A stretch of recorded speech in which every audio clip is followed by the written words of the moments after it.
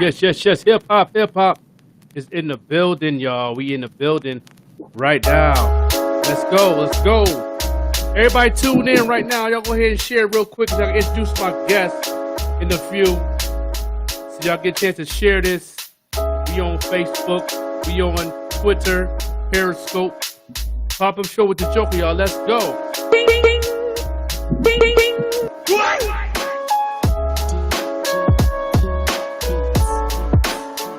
Yeah.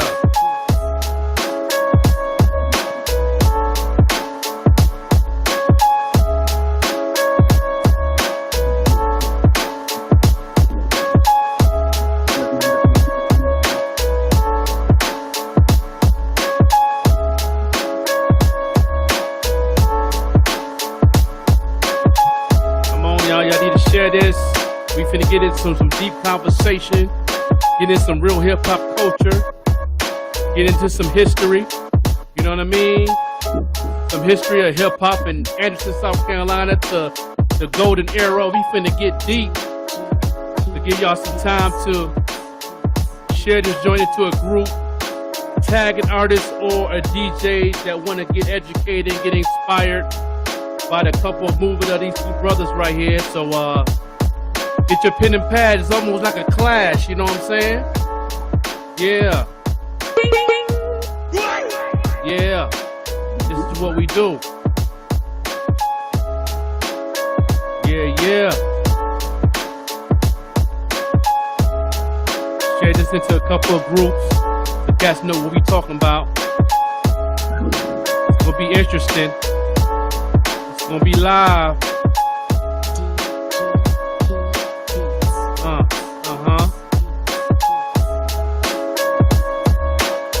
Don't forget we got the New Music Mondays tomorrow for all you artists that want to get played, or you unsigned indie artists for tomorrow's show at noon time. Make sure y'all tune in on that. Don't forget to tune in on Wednesday with me and my man Piffy. Rolled up with Piffy every Wednesday at 1 o'clock. Then we got the review show for all you artists on Friday. That's what we doing, a pop-up show with the Joker. Yeah, we gonna go ahead and introduce this new improved, old school, legendary, all that. Let's get in right into it, y'all. We're gonna get right into it right now. Right now, I'm gonna introduce y'all to my brothers I've known for a long time. We have definitely did a lot of growth on grinding and building businesses and helping the youth and teaching this hip-hop culture to a whole nother level. I got my A&D representatives live on the pop-up show with the Joker. Before I introduce y'all, we're going to go to our sponsor to iblackpharaoh.com. iblackpharaoh.com. This is the book right here by my man Kulu. It's the official sponsor of the pop-up show. Go to iblackpharaoh.com to get some real knowledge and understanding and overstanding on this book. It's off the chain. So make sure y'all do what it do right there. We're going to make it do what it do. No doubt. So right now we got my people right here from the A&D, legendary A&D. Man, we got DJ Tuck and my boy Kevin Norris in the building. Mr. Norris, what's going on with someone, Mr. Tuck and everything? What's going on with y'all? Right. Yeah, you know what I'm saying? What's going on with y'all? You know what I'm saying? This is about to get real in a minute. Yo, you know, y'all hip hop, y'all down with the culture. Y'all definitely do what it do. Y'all definitely make it do what it do. What y'all do. Introduce the whole world what y'all do, and a small little bio of what y'all got going on. Well, I'm big truck, man. Since 1996, representing the Mm-hmm. and been on the one playing states, doing the circuit. That's how I met you. When you was down. Yeah. Now everybody's familiar with and our brother both passing. And now you know people know we got going on, and me and this brother here, we like representatives of the positive that we do throughout our community. And we try to show the two element of hip hop with poetry and the fact that That's what's up. My man Kev, you might take over the whole show because you got a long sheet of things that you've done. You know, give him a little bit though. Give him a little brief, little situation that you've been through and what you have done in this hip hop culture and the youth. I know you definitely involved in a lot of things. Okay. I'm true hip hop. Hooked up to I do a lot of community. 16 years. Was doing my basic with parent income kids. Man, we got the Red Buffet. I teamed up about 2 years ago. The Red Buffet. 11 years. Okay. It took about 2 years now. It's just went from here to now. I got my old school DJ now. Yeah, so no doubt. That's what I'm talking about. This is what we got going on right here on the pop-up show with the Joker. We gonna get right into it, man, because me being in Anderson for them 13 years, I've learned a lot of different types of culture being down south. It was a very great experience for me, and I met Tuck, Cool Chuck. I met some new era, golden era MCs out in the South, and it was a blessing to have that golden era MCs and DJs in the official 5 elements to graduate to 9 elements of hip hop. Shout out to KRS-One on that. You know what I mean? And we definitely politic. We represent the culture heavy. We push the culture heavy. And the transition of hip hop changed right at the time I moved to Anderson, South Carolina, when the South was finally getting respect. And around that time, how did y'all feel about the culture then in about 2001, 2002? How did y'all feel about the transition? How do y'all feel about that?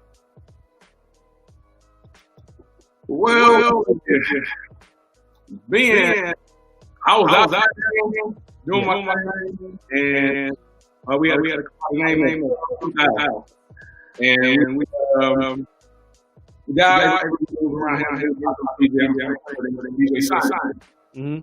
And back then we had it was the club DJ Sign would play out there. I would play out there. And the scene was, and we was playing Caddy, Trina, we coming through, stuff like that. So seeing it transition to the WAP culture, for me, I'm still DJ, Yeah. Kevin said, we don't stay old is old. We get better. Yeah, that's right. And see the go there, good brother. Some of the music I understand, some of it like, but I still have to play. But for me, I feel like myself, empowerment, party. That's the era we came through. Have fun, and some type of message in the music. But like I'm 51. I started when I was early 20s. So it's been a blessing to see how it's transitioned up to now. Party BB and the Mexican Italian, like that. So it's definitely been. I love it. You guys are so great. Yeah. You know what I'm saying? So yeah, definitely. I definitely was following the culture heavy down south. It was a lot of people, a lot of the new people that was in the Anderson, even the upstate of South Carolina. It was hard to find respect in the culture of hip hop. I remember riding around with my man L Stress, and we used to, yeah, Stress, man. Shout out to my man L Stress. We went to a lot of underground spots, hole in the wall spots all across the South Carolina, North Carolina, Atlanta, and when this is when the time, Nas and the culture was saying hip hop was dead and all that, and he kept me hip hop awakened, I should say, because he took me to these different places, from Murder Beach to Abbeville, to different little small little hole in the wall spots that definitely represented hip hop. Even back then, they had a couple cafes back then in Anderson that was still representing hip hop, and in Greenville. You know what I mean? A lot of our people from Anderson kept it alive, like you guys, to Recipe DJ T-Bone, to the Cordyceptors, to the DJ Fats. You know what I'm saying? These was the people that tried to keep hip hop alive in Anderson County. So for me saying that is, from that transition, you know what I mean? It was so hard to get in where we fit in, because we felt like that us hip hop heads, our OGs like myself, Kev, you, we seemed like we was knocking at the door, but we always had the door slammed in our face, because they wanted to hear that new South sound, which, like I said, like you said, I respected it, and I liked it. Some of the stuff was dope. A lot of it wasn't. You know what I mean? But some of the stuff that was dope, we grabbed onto it. You know what I mean? Like, okay, all right, now this is, I understand what he's saying. Understand the ATL sound. Shout out to Outkast. They was hip hop, but they brought their own sound to the table. You know, how do y'all feel about the way the South moved the way it moved? Do you think it killed hip hop, or do you think it made it stronger for now? This is my opinion. Okay. When I grew up, it was great New York. I didn't really get the South. I didn't really do the MC and the South. When I was listening, Goody Mob, and I was doing kind of good living out there. So I heard Goody Mob, first when I was still there and all that. This is when I started taking of, the Atlanta stuff like that. And then like the Outkast. And then later on, but I don't know. I was pretty New York. Yeah. That's what me. Yeah. And I definitely was bringing that to the table. I talked to a lot of the brothers, and since I left, I talked to maybe about good 10 to 15 people in the past 8 months, and they all told me the same thing. And I ain't feel this, but since they all said it, now I think about it, it probably is true. A lot of them said I intimidated a lot of MCs out there in Anderson. I was intimidated. That's why the hate was so strong. Yeah. I brought the culture. Definitely, I was pushing the culture heavy. I kept it to where I knew hip hop was. I gave a lot of respect to a lot of lyricists, MCs at Anderson, and that's why I felt some type of way a couple weeks ago, which Tuck put something in the comment when they had the top 50 MCs out of the South Carolina. And I don't remember. Somebody said that one cat was on there from Anderson, but I don't remember. They didn't have not one true lyrical MC on that list from Anderson, South Carolina. I felt some type of way. Yeah, I felt some type of way. Yeah, I was kind of hot. And I was like, man, I said, by my knowledge, I moved around the upstate South Carolina a lot, from Greenville, Spartanburg, and all that, Clemson, Seneca, South Carolina. I was all over the place. Florence, I can keep going. They had some MCs that gave my attention. I'm gonna be honest and keep it 100, not because I lived in Anderson, but it was more lyrical MCs in Anderson than any place in that whole state, hands down. Anderson, South Carolina had the hottest lyricists female MCs, groups, into regular MCs. That really had hip hop, had the lyricism element of hip hop down to a science. Now, for beats and production, that's different. But if I were just straight bars, I don't see nobody in that state can go artist to artist, bar for bar, that could actually, if it was a versus right now, Anderson would kill it. I agree with you. Yeah. You know what I mean? I still like my my Ricky Prince out in Greenville. He's definitely one of my favorites in Greenville. I like my Yaya, and she wasn't even from South Carolina. She was born from New York, and then she grew up in North Carolina, and then she moved to Greenville. But her same thing with Explicit. She's originally from Queens, but she represented. She grew up in the South, so it's like she still represented the South. But me, when I put 7 on my show, on my radio show, which I'm putting back on this podcast too, 7, Legendary 7. Shout out to my man 7. You know what I mean?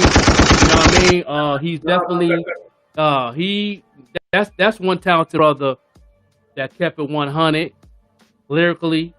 When it comes to lyricism, let's take it back to the old school. You know what I mean? You and Cool Chuck. You know what I mean? Let's keep it 100. Cool Chuck had lyricism and beats. Lyricism, bars. You know what I mean? Hell, he probably guy. You know what I'm saying? Yeah, that's a fact. And it's like they forget about the birth of hip hop that was coming out of Anderson, South Carolina. Even before Professor Chops moved to the South Sound, he even was strong in the hip hop era, lyrically, production wise. DJ Fax stayed in the lane. Yeah. On the cutting and scratching, T-Bone. I can name Nimrod, Albino. Can we, P Dash. I could keep going. We got, we had some cats that really, microphone checked that. You know what I mean? So, and then when I seen that list, I felt some type. I don't know who came up with that list, but at the end of the day, just saying, cause I was hot. I cause I was just off the 13 years I was there. I built relationships around those MCs, and Core Septic, one of my favorites. Yeah. You know what I mean? He's on the top of the list on my list. Between him, 7, Nimrod. I can put a top 5 real quick.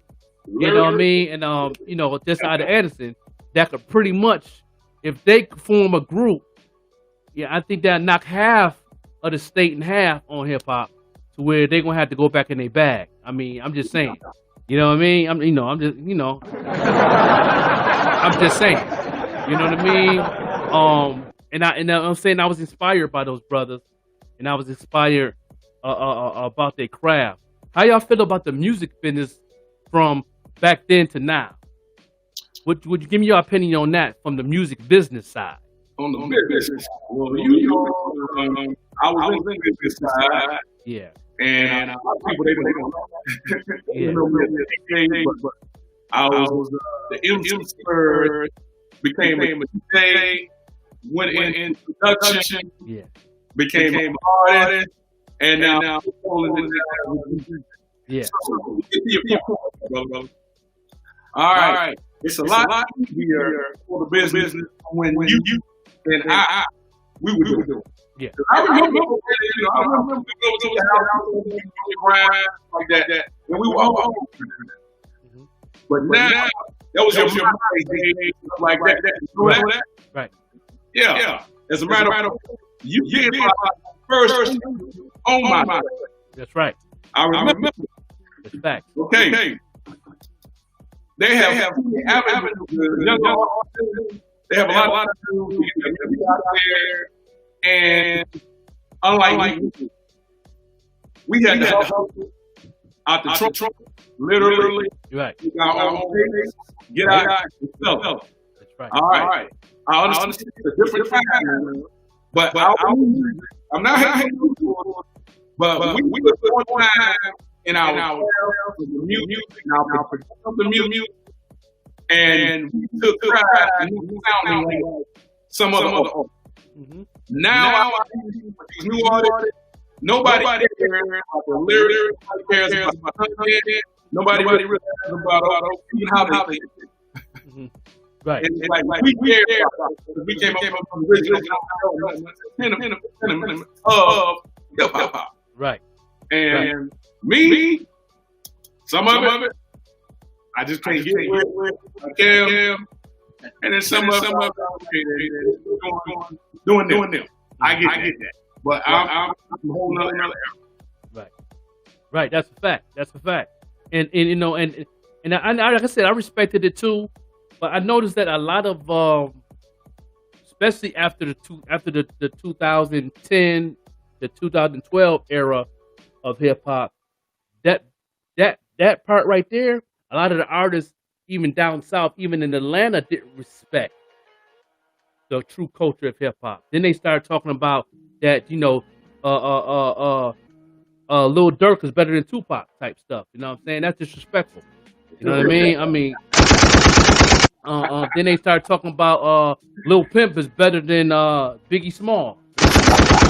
I mean, you know, when I started hearing that, that's when I knew the game is twisted. Like you know, I'm like, oh man, you know, I mean, it's like me saying that half of our era is better than Rakim. Like that was cool. I'm not gonna say that.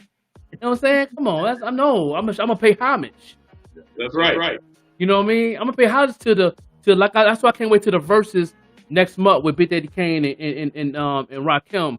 They put that together with Swiss Beats and Swiss Beats. They put that together. I believe it's gonna be on the 19th of January. And when that verses come on, I want all the young cats to tune in to know the true culture of hip hop. You know what I'm saying?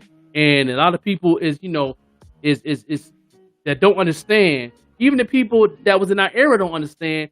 They picking the Big Daddy Kane over the Rakim and all that. But see, at the end of the day, y'all can hear out the mouth of Big Daddy Kane now that his favorite rapper is Rakim. Yeah. See what I'm saying? Yeah. So it's like I can't wait to that verses because I'm really gonna promote that heavy to let these cats know that this is the cat that opened the door of true lyricism besides the Roxanne Shantays and the, you know what I'm saying, back in the 80s and all that. These are the MCs right here. The Big Daddy Kane and Rakim opened the door of really bringing the art of words, bringing the art of sculptures of words and how you use them. These are the first MCs that took that same type of element that Eminem was talking about, sandwiching words that rhyme in between the bars. These were the guys that first did that. Yeah. You know, they know what I'm saying? The Run DMCs and all that wasn't doing that. They was still rhyming, but these is the artists that really took the sandwich element of the words and you know what I'm saying? That's what got me into really getting my pen game right. And then when Biggie came in my era and he was doing it, that let me know that okay, this is definitely the art form of poetry on steroids. This is the new thing that I need to get involved because this is an art form. Cats forget that this is the art form. You know what I'm saying? I mean, now in the 2000s they use hip hop as a sport, which is cool. I like that. That's the fun part of it. You know what I mean? But a lot of the rappers in like 2012, 13, 14, 15, 16, and 17, them years, they start talking crazy. Yeah. And I had to get in my bag on a lot of MCs. You know, I had my share of what I could say, beef, lyrical beef in Anderson. I had my shares. And I can definitely be honest to say, and I'm pretty sure everybody else agreed with me in Anderson that I had never lost in a diss track. So I never lost, never took an L. And the ones that wanted to get at me, they didn't, and that was because of the respect, and I respect that too. So, because I definitely respect the true MCing in South Carolina, especially in Anderson. You And got a lot of on here. right. And matter of fact, you're in the club. They need 2.6. Okay. So, from that era of last decade or more, I did a compilation, amalgamate, and put them together to give people an idea of the caliber of lyrical skill and powers that we have out of the 80s. That's a fact. That's a fact. Yeah, Yeah, that's a fact. Yeah. Yeah, that's what's up, man. Because we Anderson have a whole catalog of true lyrics. Like I said, I never heard a flock of people, like a flock of MCs in certain areas in South Carolina that had that.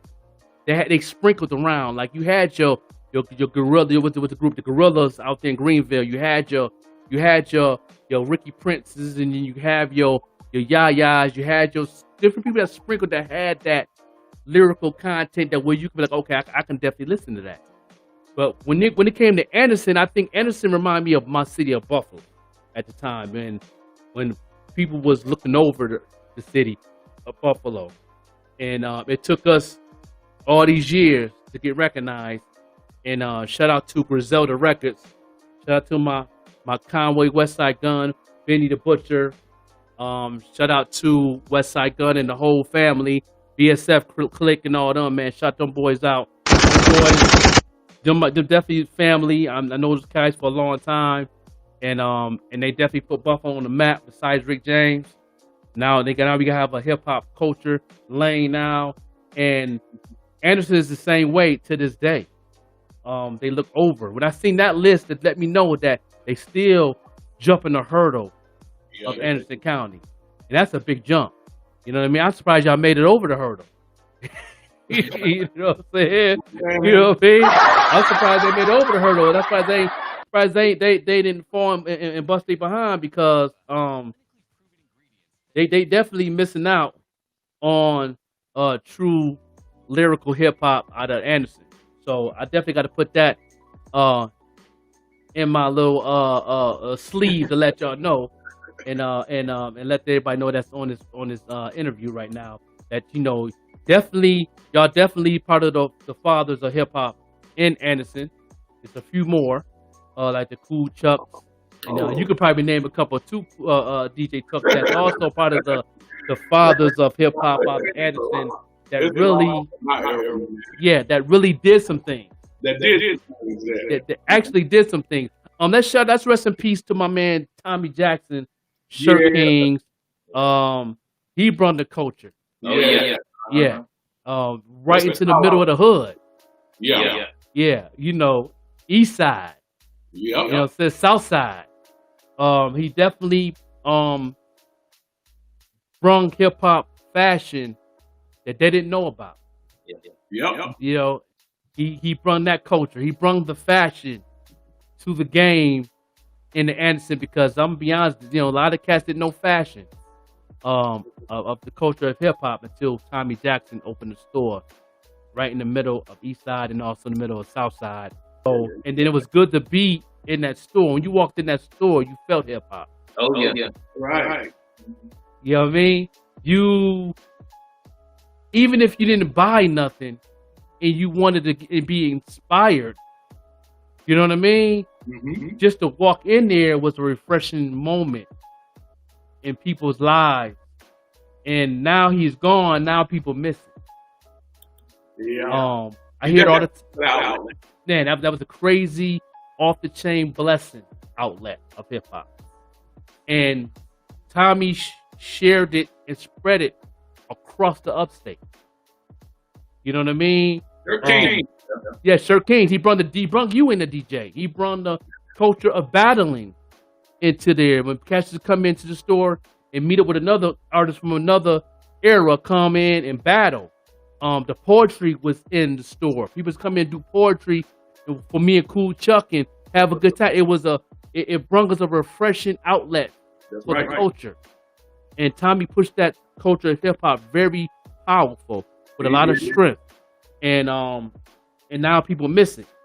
How do you feel about that happening now though? Huh? Club Envy? Oh, Club Envy. Yeah, Club Envy. He also had Club Mo. We changed it to Club Moet too, didn't he? Yeah. Yeah. And I even got on the Wheels and Stills a couple of times, the DJ.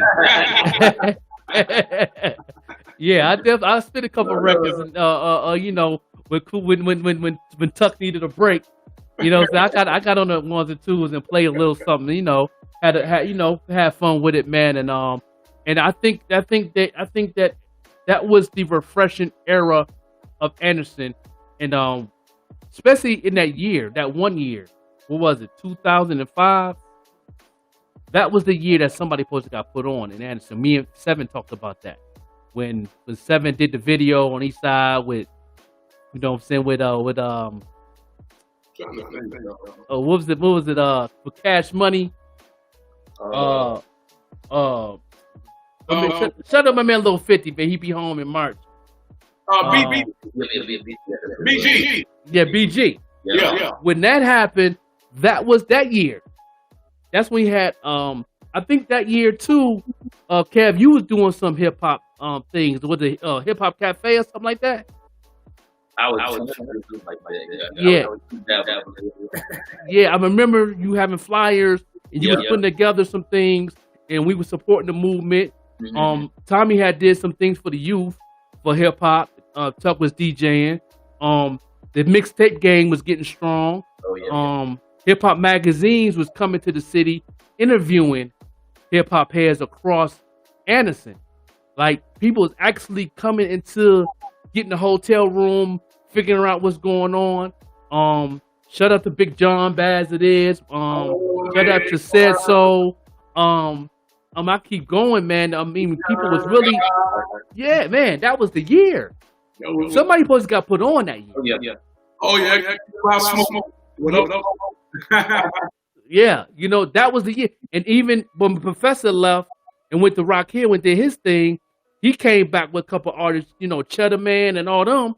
Yeah. He started with them. And, you know, they was coming back to Anderson and they was doing things. That was the era somebody supposed to got signed, period.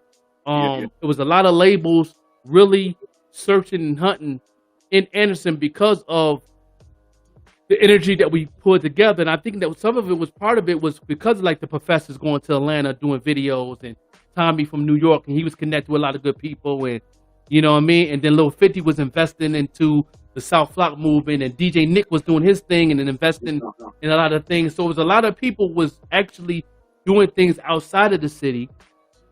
I was involved in a lot of it. You know, I brought a lot of flavor to the table to help out the movement. I was just supporting the movement because I wanted to see something happen. I wanted to see somebody get blessed at that time. And one thing I could say about that situation, and me and Seven talk about it a couple times, is that was pretty much our fault. You know what I mean? Of not holding on. It was tough, but I blame it on all of us because, you know, when they gave up, we gave up. You know what I mean? And it was tiring. It was real tiring, man. There been times that Tuck came over and fixed my computer, and we just tired. You know, we just tired of people not understanding what we need to do, and tired of putting in the time and helping people and doing the footwork and promoting and marketing people and putting in the extra time on helping people's movement of what they wanted to do. And then when you leave Anderson, go to Greenville, and I seen the hip hop out there, the different stuff that even T-Bone was doing in Spartanburg, stuff he was doing in what was the other little spot out there in outside of Greenville? What's the name of that little town? It's Spartanburg, and there's another little town that had a little small little hip hop joint. That what's his name? Because out there, because T-Bone was DJing out there. He was at Club Liquid with just Smartenberg. And he was at Costco. Right. Costco. That's right. He's That's right. That's a fact. Yeah. That's a fact. And yeah, definitely. And that opened some doors too. And a lot of things that people was doing. People was in their bag in 05, man. I think that was the #1 hip hop era at a level that Anderson had been through. And I don't think we didn't hit that level. Anderson didn't hit that level yet. Because right now there's a lot of good artists out there that I've talked to, and that's in Anderson, that's doing their own little thing. And now it seems like everybody want to be a DJ. Oh, man.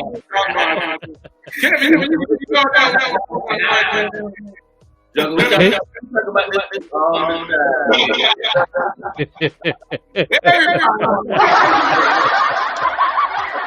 like Mike.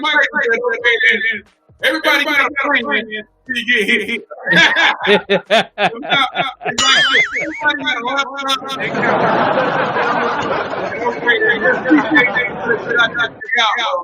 You got to rock out. You got to make your Right, man.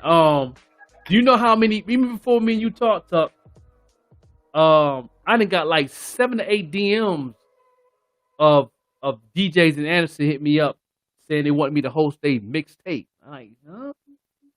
You know, young boy. You know what I'm saying? And you know, I'm like, you better talk to your dad and your moms. They know who I am. You know, I'm like, who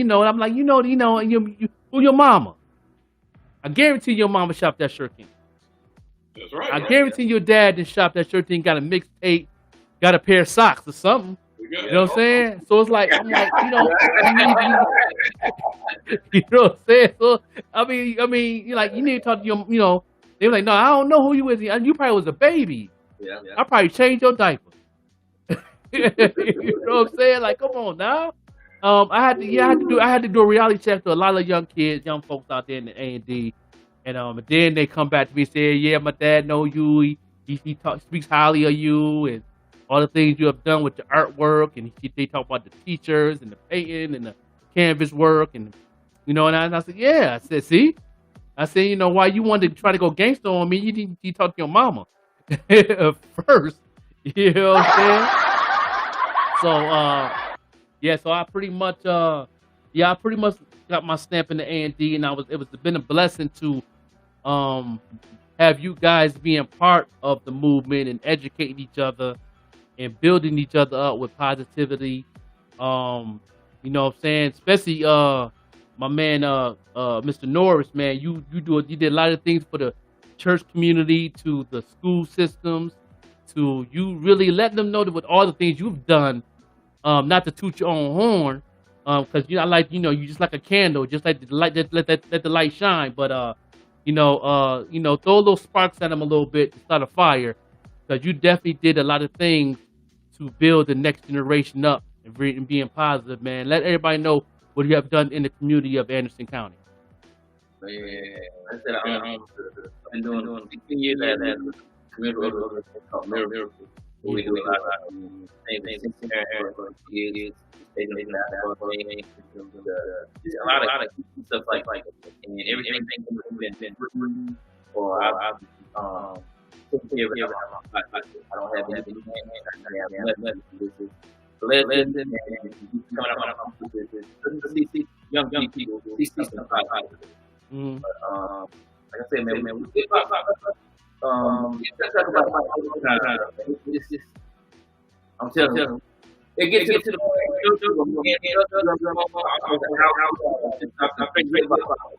We call the thing, and it just yeah, and that's the thing that can do hip hop. Yes, right. You can't get rid of it. Society, it's just like you taking that, it's gonna be Yeah, definitely. Oh man, it's like, and it's just a blessing, man, and I definitely enjoyed you brothers, man. What y'all got going on in the future? What y'all got planned in 2021? What's the main ticket y'all are rolling with in 2021 coming in the new year after the 2020 was crazy? Well, we have tour, and it kind of got short. We had a tour gonna come up and do like we had a promotion and get like Charlotte, Columbia, Spartanburg, and you know like Atlanta, stuff like that. Okay. We still working, and you know me can play any. Yeah. And that's what we had. Crazy. When I do the whole thing. Yeah. So it's, if you notice, always have something. It has something. Right. That's We right. do a take off of LP or something like that. Right. And then when people come to the we give them stuff that I talk about on social media. Right. People always they wish they miss the music and hip hop and the sound. So what I do, we bring it back. You know, I bring the I'll play. I'll do fly. Something that you hardly hear in DJs. A lot of DJs don't do. Right. A lot of DJs don't like that. You know, I'm so I'm gonna get class on what DJ really is in the spirit and the crack. I harp it all the time. I'm done or the A when it comes to Yes, it's because that. I play fundamental. Every time after I and I'm not too home, it's always come up to me. Hey, man, so. I did a say blah blah. And it was some guy who passed the door and said, man, remind me of this guy. I said, you better not play. He said, DJ for me. I said, Yeah. Primo. Yeah, Primo, that boy, he's still going strong. He's still going strong. He holding it down, man. And then you know, thinking of DJ Premier, man, it was tough a couple months ago when he posted something on Instagram when he lost his mom. And that was, I know he was going through a little situation, little depression, after he lost his mom. But he came back strong when he did that track with Conway, Benny the Butcher, and Westside Gun, the headliners. You know what I mean? He came to Buffalo and did that video. Okay. So when he came to Buff and did that video after his mom passed, they gave him back. They gave him his refresher that that his mom wanted him to keep doing what he's supposed to be doing. He definitely killed that track. So shout out to Primo on that, man. Shout out to Primo. Yeah. So I'm glad that he overcome that, and he stopped grieving. I know he can miss his mom, but he definitely came back heavy and strong. And he's still doing it. He's still doing some things at Shade 45. I can't wait to go to Shade 45 and really meet the brother, man. That's on my bucket list to definitely go meet DJ Premier Primo, and that'd be a blessing to meet that brother, man, because he has a good spirit. And I love the verses that he did with RZA. So you know what I'm saying. So that was definitely entertaining, and that's hip hop. But that's good what you got going on, man. You letting these cats know the elements of what you got going on, giving you the tools of that fader and the history of it. Do you think that this era of hip hop now, of the young folks, do you think it's more of them now that's open minded to learn the culture of hip hop? Do you think there's a lot of young folks out there willing to listen right now? Did y'all have that any problems with that now? Yeah. And I'm telling you, when you do find it's I don't know, it's I don't even know how to explain it. when you really young, really want to learn about the hip hop. My nephew, their thing is Tupac. Yeah. You know what I'm saying? I don't know. For the movie, but we go big. You know. That's I got to see more than that. You know, that's the earth. But old school, you know, the message behind it, how now it's more about I don't even know. I'm biased. Right.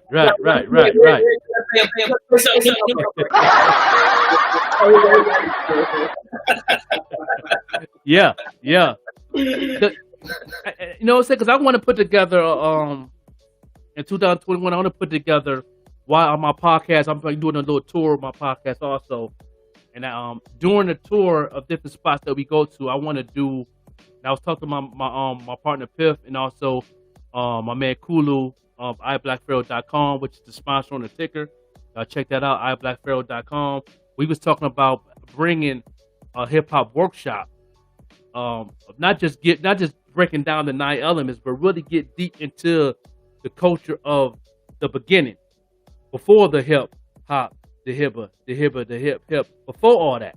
Mm-hmm. We wanted to take it past that to give them an idea of the original hip hop came from before the Bronx came and birthed it out. We want to take the workshop there and then work up, and to do like maybe a 2-hour workshop, and bring some couple of some hip hop heads like yourself, and probably another cat that been in the industry part of it, that I'm good friends with, and really teach the young folks now the literature and the history of hip hop, because I just noticed this too. All the major universities have a course of that I didn't know about. I think y'all do some research on like Morehouse College to even UB in Buffalo to even probably Anderson University probably have it and y'all don't even know it. They actually have a course on literature history of hip hop that's separate from regular literature. And that's big. And I think like the Spike Lees and the Curtis Blow, shout out to Curtis Blow and his surgery. He had a heart transplant and everything, so I hope he can cover that very well. But he was pushing that also because he has the Hip Hop University in Brooklyn, and that's an actual hip hop college. Like you actually get a degree. You know what I mean? That's big. But now these colleges is got these courses now, and I did a little bit of research on it. I didn't do no deep research. I did some basic research and talked to a couple of people, and they only got like 2 to 3 people per semester that signed up for it. And I'm like, that's sad. When hip hop is the #1 genre in the world. You know what I'm saying? Pretty much hip hop, not just what Nas said rules the world, but now we make the world go round. It's hip hop. And then you got a course, and only 2 or 3 people per semester sign up for it. I really want to push and change that. I'm like, that don't make sense to me. You know what I mean? And I want to do something like that, and I like to bring that stuff to the forefront and tablets and stuff like that for different colleges that actually teach this.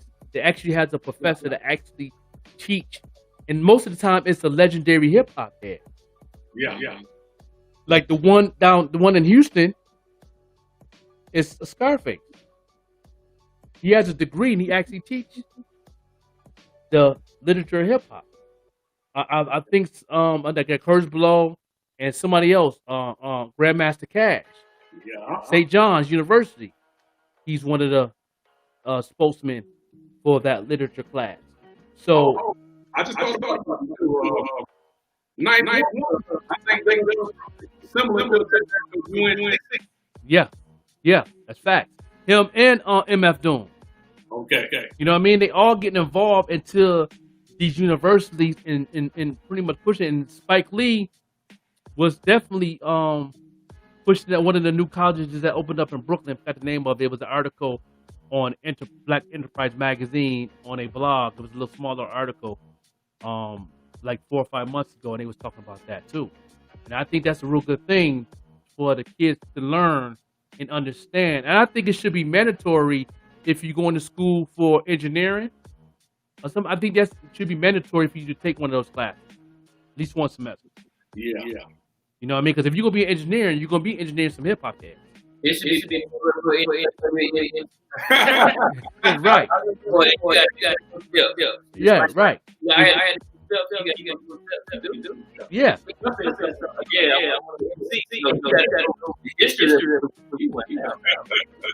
We all rappers, and they're Right. I've been pushing that. I've been pushing that for years. You know, I was teaching that. When people walked in the Shirt Kings, that was my headline. Yeah, you know, and I took out, are you a rapper or you an MC? And they look at me like, huh? They look at me like I grew another head or something. You know what I'm saying? Like, come on, man, what? I said, yeah, two different things, brother. I mean, you rapping or you MCing? You know what I'm saying? As you moving the crowd. Yeah. You know what I'm saying? And you got crowd anticipation. Yeah. You know what I mean? You know, do you know how to MC? Do you know how to move a DJ without telling him to change the record? You know what I mean? That's MCing. That's right. And that's the thing that me and Tuck used to play around and do when Tommy had the little teen club and we used to, you know, get on the mic and do what we do. And I didn't have to tell Tuck to change the record. He knew how to change the record off to how I was flowing. That's right. You know, it was a connection there without us even knowing it's a connection because hip hop. We pushing the culture forward right then and there. That's right. You know what I mean? So it's like a lot of them can't do that. You know, they can let somebody, you know, do the stanky leg and do all that other crazy stuff, but they don't know how to move a crowd. Yeah, move a crowd to where they not just moving the crowd and having fun, you also educating at the same time. The Karen Swans, the MC Shans, the Cool G Raps, the Big Daddy Kanes, the Rakims, you know what I'm saying? You know, Grandmaster Cash, that is so law. Nobody here saying that is just stupid things that say are the more like I say, cool, I can see it. And I see it all the time. All right, you play some of them? Yes, I do. But I don't say it. I don't get lost. I'll hit. Work my tell me. I like you a variety of music. You just don't. You might hit stuff like that, but you'll go to 80s. I'll even to the red man. I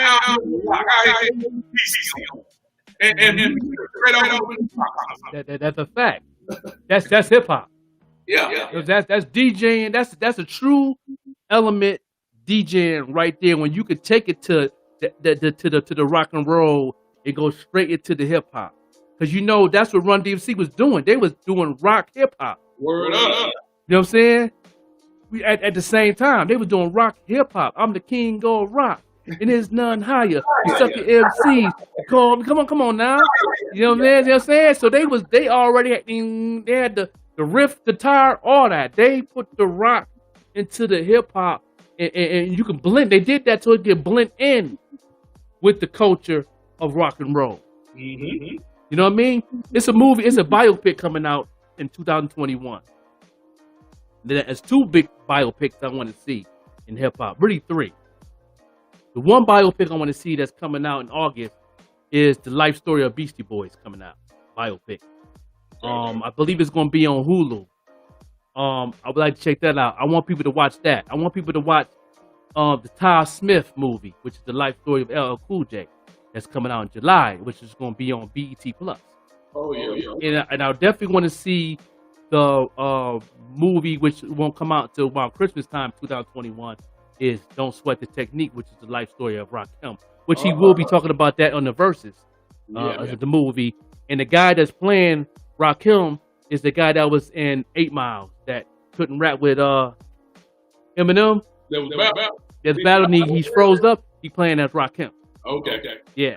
The life story of Rod Sweat the Technique, and it's also based off his book, Sweat the Technique. I want everybody to get that book. Still got to put my order in, and I still want mine too. And yeah. The record, I got the record. I know that's one of my favorite albums from Rakim.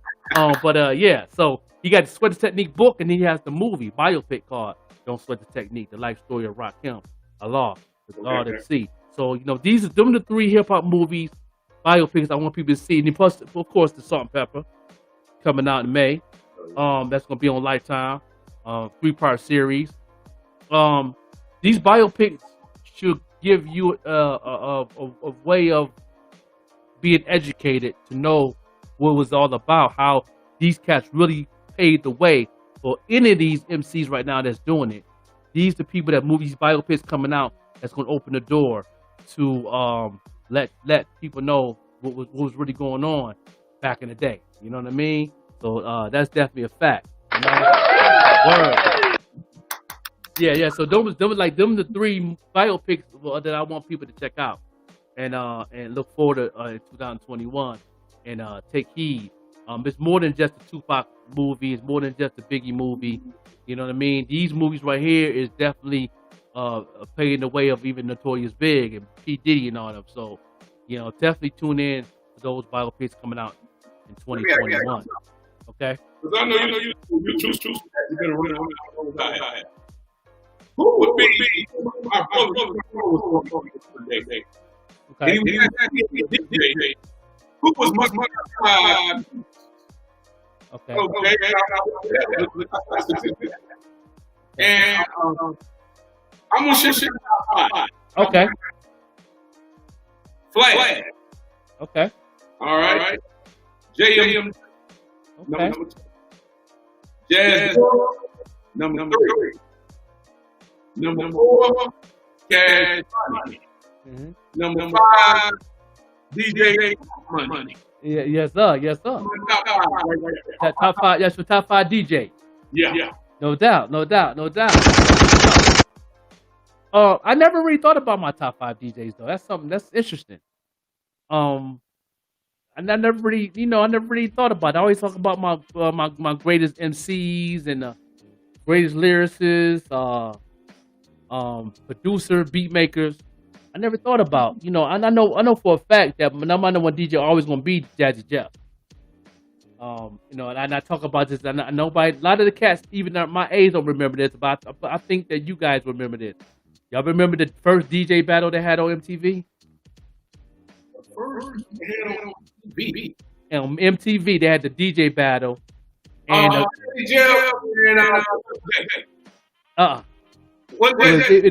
was Jazzy Jeff and DJ Scratch made it to the final. Oh, okay. Yeah, and remember DJ Scratch did the Big Daddy Kane. I'm gonna play Jason. He came up with the mask, and that's when Jazzy Jeff really let people know the Transformer. That's when before the album came out with Fresh Prince. That's when he came with the Transformer and won the battle. He said Optimus Prime. You know if you need yeah. And he won that. He won the MTV DJ trophy, and they never did it again after that. I don't know why, but that was the fight. Jam Master Jay got eliminated by Grandmaster Flash. The Grandmaster Flash got eliminated by Kid Capri. Okay. Kid Capri lost from Jazzy Jeff. Okay.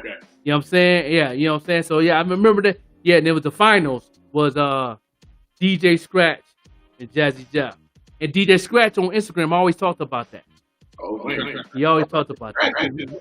Yeah, that opened him up to being a DJ and for EPMD, and he was like that really that opened him up to get people to DJ for and make beats for and all that. But he said that if it wasn't for that, he probably wouldn't be where he at right now. He said him and Jay Jeff be live all the time talking about that MTV. And a lot of people don't remember that. I remember watching that. I remember watching it with my cousins, my big cousins. I was little. You know, so I wasn't really little, but I was a young man. And we sat there and we watched that. Yeah, we watched that joint. It was fun. And that was the first time that MTV, like, it was like Yo MTV Raps, and I think Fat Five was the host of the DJ battle. And that was on that was a special. It was a Yo MTV Raps special DJ battle. Yeah. Yep. I wonder if you could look it up. Yeah, I tried to look up on YouTube. Only thing that came up was Fat Five talking about it in a documentary. Oh, okay. It was the documentary. It was the history of DJing or something. That documentary or something. He was talking about that. That's the only thing that came up. There wasn't really no footage on that, but I know that DJ Scratch put a clip of that on his Instagram of him doing it with the, you know what I'm saying? On Friday the 13th, I'm gonna play Jason. I'm gonna play Jason. I'm gonna play Jason. He came down. He came back up. He had the Jason mask on. Yeah. Yeah. The most creative era ever. I tell you, hey, y'all got that.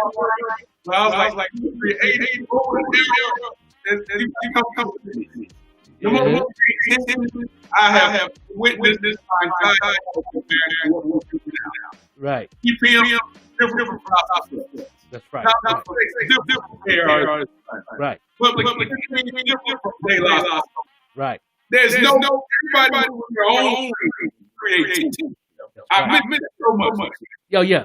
It was definitely lane. Everybody had their own lane. Big Daddy Kane was different from Rakim. Yeah. You know what I'm saying? Like, it was nobody. There's nobody was sounding like LL Cool J. No. Nobody sounded like Kumo D. It was a Yeah. It was a Yeah. If you bit somebody line or even word similar, oh, you was whack. Oh yeah. You had to come, and that's what I brought to the table when I first came to Anderson. I always was different. I always never, you know what I mean? I was inspired by a lot of MCs. I was inspired by Nimrod. I was inspired by, Core Septic. Core Septic is definitely number one MC out of Anderson to me. Yeah. Man, I put one on the mix, man. Oh. Man. Yeah. Lyrical projects in the last 2 years. I kind of new and some schools that around. Now another has this is my Go ahead. It's free download. Coming out of South Carolina. This is where you definitely go ahead and download that. Yes. And that's my Yes, sir. Yes, that's what I'm talking about. Yeah, man. Man, that's the history. That's definitely history right there. You pushing the hip hop culture forward, DJ Tuck, man, and you educating the youth and the up and coming artists, DJs, producers, beat makers, and I did a segment too on the difference between beat makers and producers. Okay. I said two different things. And I did a segment on that too, like the same segment that we did with the MC and rappers. Two different. Mm-hmm. You know what I mean? And a lot of these beat makers, because I had a situation, I got a little story to tell real quick. One cat was getting mad at me because I didn't use the production that he had made, and he got upset. And I said I'm gonna use it, everything, and then he got hostile with me. And I said, number one, brother, you need me. I don't need you. He said, why would you say that? I said, because you a beat maker. A beat maker always need a rapper. A beat maker always need an MC. Mm-hmm. You know what I'm saying? But an artist always need a producer. Two different things. Good distinct. Yeah, artists need a producer. You know what I'm saying? A producer don't need an artist. Mm-hmm. You know what I'm saying? But beat makers do. Hit the clap. Yeah. You know what I'm saying? My clap button and the laugh button. You know what I'm saying? Yeah, cause now and I broke that down to him, and he got, then he got quiet and he thought about it. Then he just, didn't talk to me anymore. He blocked me and everything. But you know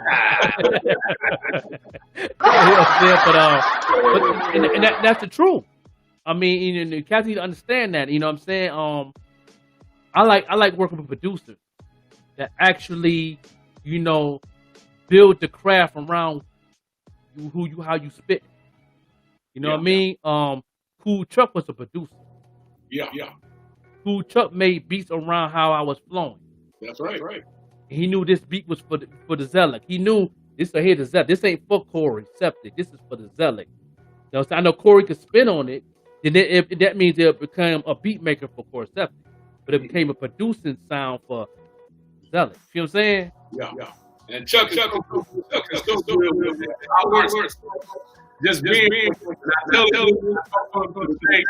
it comes to particular track and make you listen to every sound, every detail, man, that and he would get the stuff that we put on the track, and he make stuff I'm like, no. He be like, that, or it could be a track.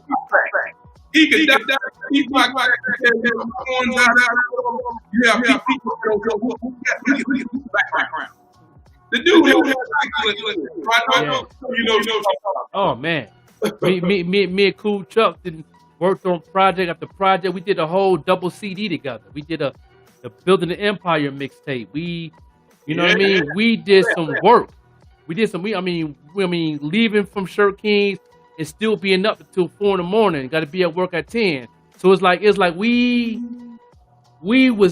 got a lot of work done in that short time period. Mm-hmm. You know what I mean? And it was actually true hip hop. Like, you know what I mean? And we definitely the art form was in full effect, man. It's like, and I was back in. I feel like I was back in New York again. You know what I mean? He had that small house on South Side. That's right. Yeah. We on South Side now, and I'm You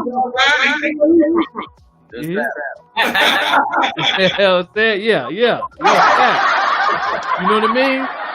And we put together a whole solid craft, man. And I have fun doing it, man. And it's a blessing that Tuck, your catalog is strong. You got all my. I would like to hear some of my old stuff I hear in a while. We were just talking about recipes to Tim Bell too, man. Yeah, recipe to Tim Bell. The Building the Empire EP. Do you have a copy of that? Building the Empire. I let's see. I but I had because I remember me back on Tommy was but I put it in the website. I took it. Yeah. I don't know. But I still got a little on my website. Okay, I got a copy of that album. I got that on my other computer. Okay. But I'm talking about the EP. Remember the song I did when I brought Crepple, part of the Killer Bees, Wu-Tang? Yeah. And he came to Anderson. Yeah. And we went to Bell's studio. He came all the way from New York, and he came and did it for free. You know what I mean? Met him on, I don't know if it was MySpace or it was a website. Sometime I think one of them hip hop links you sent to me. That you link, you used to always send me links to all types of stuff, hip hop. You used to always send me, so check this out, Zelly, some new joints.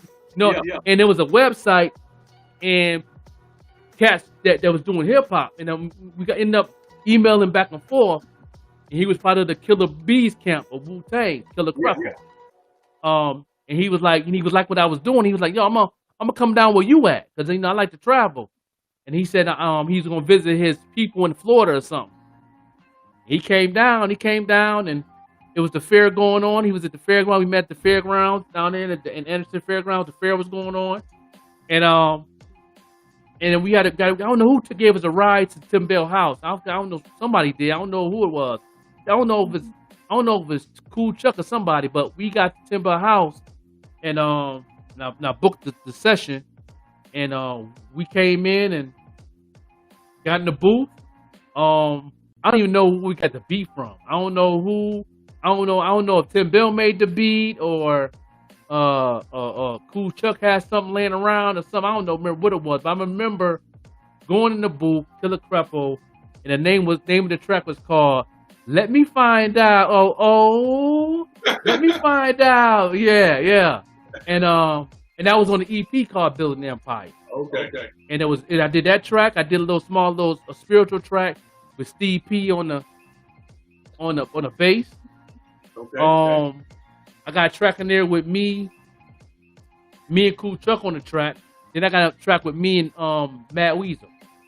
Oh yeah. It was a 5-track EP. And my face was real close up with the mean grill on it. Yeah. They gotta get I got a lot. Yeah. Man. I think somebody must have stole my joint, and somebody probably stole yours too. You know what I'm saying? And, but I know who might have a copy of that, but it might be because I know he bought a house. I found out through the grapevine that he bought a warehouse with all his albums and stuff. I think he bought a warehouse in outside of Anderson, Damon Downs. Oh. He got it in one of them crates in that warehouse. And so he bought like that joint is the size of Walmart that he bought. And all his equipment, all his albums, everything. And it says huge. And it's full. Shout out. Yeah, you know what I'm saying? And I know he got that. I know he got a master copy of that. Because I recorded like 2 tracks in his studio. Yeah, and I would like to get with Damon Downs and see if he got that, man, because I would love to get a copy of that, man. I don't care if I got to pay for it, because that was a classic. That was my first solo that I really put together, and really the hip hop came out of me, because at that time was nobody really doing hip hop at the time. There was only a few cats like Said Soul had a little something going on. When Anthony Whiteman was managing him, that was Cuzzo. And then and at that time, Bad As It Is broke up, and that's when Big John went solo, came out with a solo project. So it was a lot of things. The hip hop transition was breaking down back then. At that time, I recorded that EP, and I never really got a chance to really expand it. I think I sold like 250 copies of that, something like that. Of that, and then I came out with the Boondocks. Remember the Boondocks? Yeah, the double CD, the Boondocks. I did that of representing true hip hop. On that album, I had a lot of artists from all over. Man, DJ Dagwood was on there, and man, had a lot of good hip hop heads on there too. And then I came with the Building the Empire, the mixtape with DJ T-Bone recipe, the Crowd Pleaser. Hold on. I gotta take the call. Okay. Go ahead. Yeah, and I did that. And I did the Building Empire with DJ T-Bone, and that was a project that took right before he got locked up. We got that done. That was a easy 3-month project. Yeah, he did the intro. And then my cousin came down from Buffalo. He did some cuts on his album. I know that. And then after that, he did his time, and then he passed away on us. And recipe DJ T-Bone. But them was the projects that that stick with me to my soul. You know what I mean? Yeah. Being in a place, I had a lot of love in Anderson, a lot of love down south. A lot of hospitality is very big out there. But as far as the culture of hip hop, there was a lot of crabs in a bucket. There was a lot of that going on. But we stayed firm. We stayed firm. Brothers like us stayed firm into the hip hop culture in the way we did, man. And I definitely appreciate y'all that, and keeping it solid and keeping everything moving. You know what I mean? No doubt. Oh, Well, let me get one more shout out. Okay. Okay, shout out to Bad Kids. Yeah. Okay, but remember they had okay, Smash. Okay. DJ, and I know what he's saying, man. Oh yeah. Shout out to the Professor, Go Hard Entertainment. Shout out to Nimrod, Core Septic. Yeah. Oh man, come on, man. There's a lot of them. Albino. I mean, I keep going. P Dash. Man. Yeah. Come on, P Dash. MBH. You know, yeah, them boys, man. I mean, there's a lot of hip hop heads in the Anderson County era that really move some crowds and ring some bells. Katrina.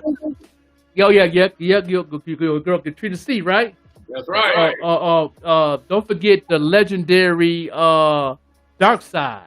Dark Side. Yeah, legendary Dark Side. Yeah.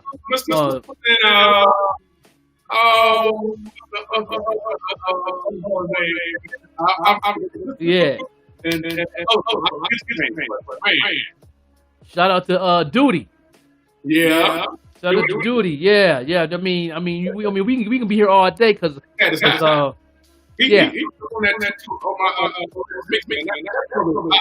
Yeah. Then to have support. He really Yeah. And definitely give a special shout out to my brother Voice Box. AKA Doc Holliday, AKA he has so many names, but he definitely pushed the hip hop culture forward. Oh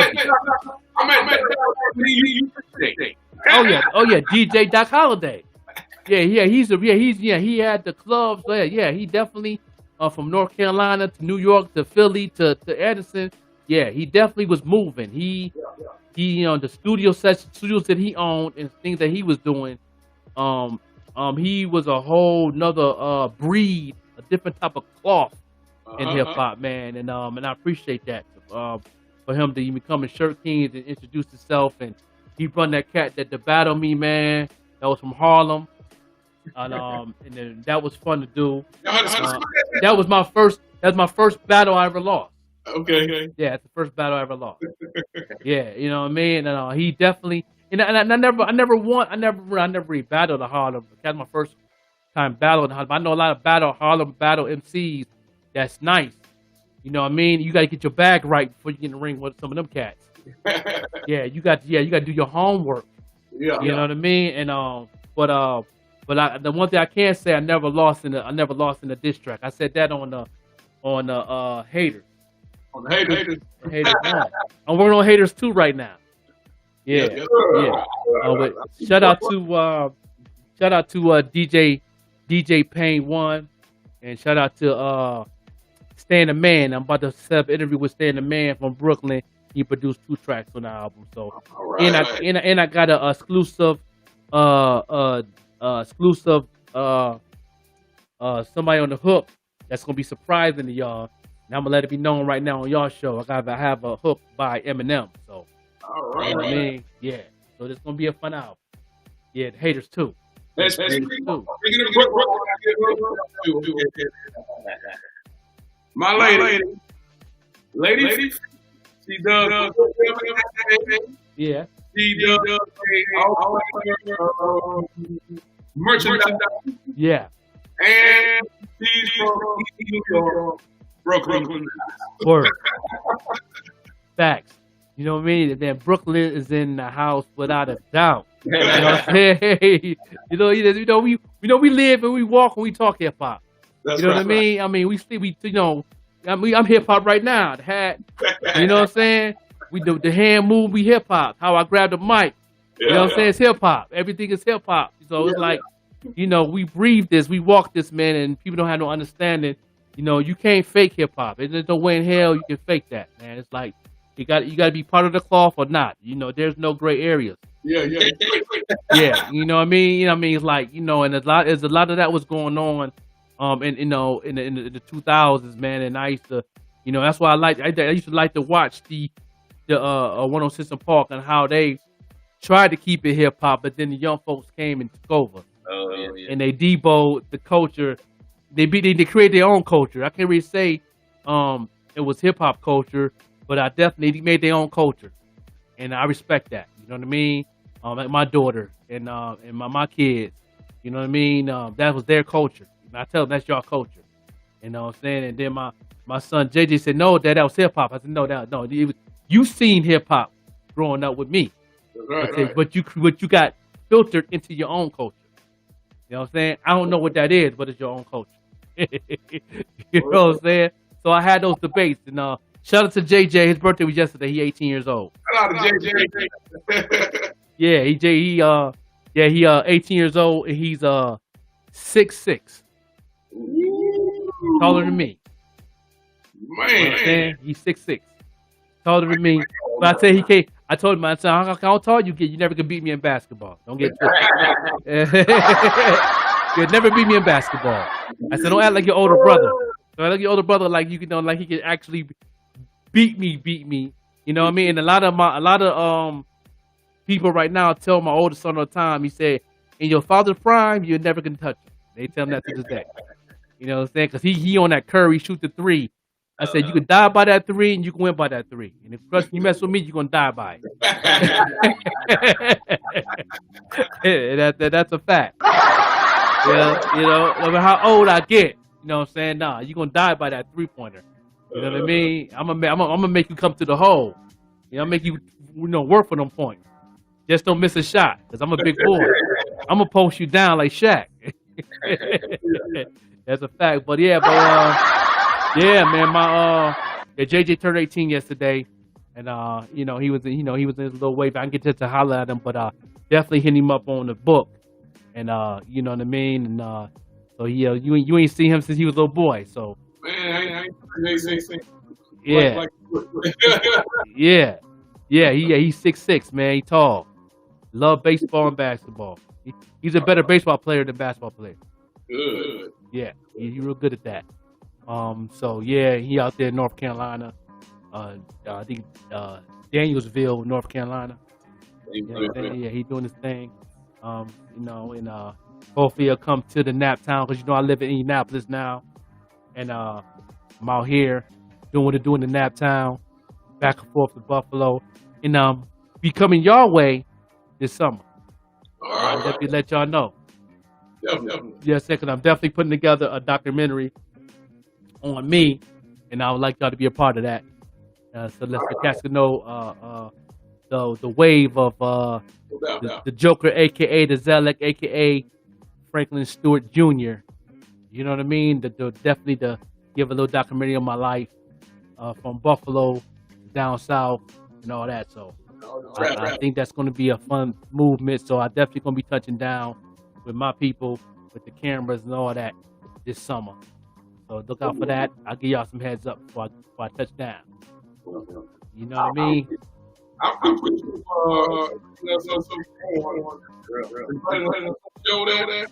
I don't do interviews like that. Yeah. Like when I not whatever. They know. Yeah. Whatever. Yeah. So what I doing when you go down, and it was for me to do this interview. Appreciate you. Yeah. And it's good to have you recognize, and this is what he does right. He recognizes skills like this some of these right. It's all about this. Yeah, right. That's fact. And this is just love, man. I respect my hip hop elders. I respect the movement of what people do. I respect, and even when I was in Anderson, I respected what people done. And then supported on top of it. Even if I didn't understand it, and all that was positive, I always help make it to whatever they trying to get it to, whatever their goals was. And I appreciate y'all to the fullest, man, because y'all definitely kept the positivity. Y'all did a lot for the youth. I'm not just a teacher, but I was also a student out there in Anderson, South Carolina. I think I was more of a student than a teacher, because it definitely was a different type of vibe. It was the South, and I represented where I was from, but I also represented where I was at. And I open-minded learned the culture of the South from the slavery days to where it was at that time, and I learned a lot. Met a lot of OGs, a lot of elders, and definitely, like I said, I was more of a student than a teacher. And I thank y'all, and I thank the whole Aces for definitely accepting me who I was, and who I am. And that was definitely a blessing. It was definitely an amazing experience. I had more good times than bad times. I could definitely say that. You know, I mean, ain't too many places that people can say that they had more good times than bad times. And I actually say that I have more, my good times overweigh the bad. No matter how much I was struggling, no matter how much went through, how many times I got locked up, anything, it never overweights the power of what I've learned in Anderson, South Carolina, and learning the history of Anderson, South Carolina. You know what I mean? And before we leave, man, rest in peace to Radio. Yeah. That's my man. Yeah. You know, I watched the movie the other day. They had it on played it on one of those small little one of them BET channels that I got. They played it. And you know what I'm saying, and they talked about, you know, rest in peace at the end of the movie. So that was good that they did that. But yeah, rest in peace to Radio, man. That was my man. You know what I mean? Yeah, he definitely always showed love to whatever I was doing. You know what I'm saying? We wasn't talking about football. He was always pushing me to do the music. So, you know what I'm saying? He still waiting for my tape. You know what I'm saying? Still waiting for my tape. It's a CD, but he still called it a tape. You know what I'm saying? You know what I'm saying? He's still looking for my tape now. You know what I'm saying? So, you know what I'm saying? So, rest in peace to my man, Radio, man. You know what I mean? And, yeah, but, yeah, we're going to go ahead and get up out of here, man. I definitely appreciate y'all.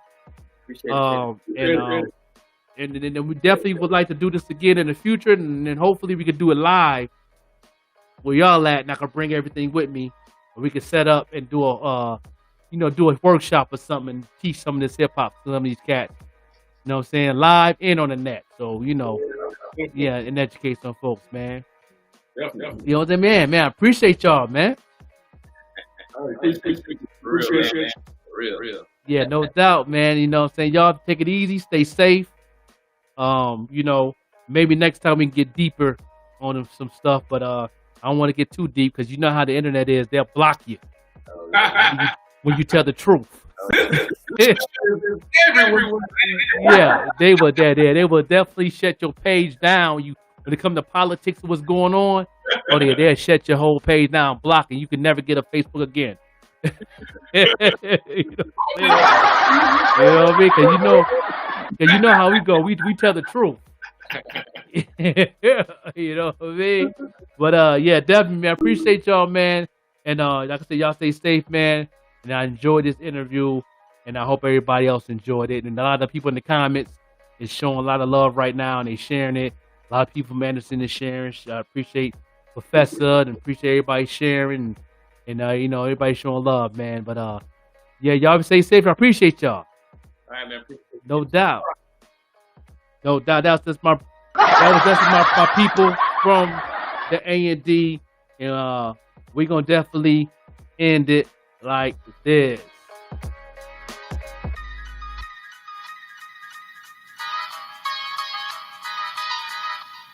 Yes. We up out of here.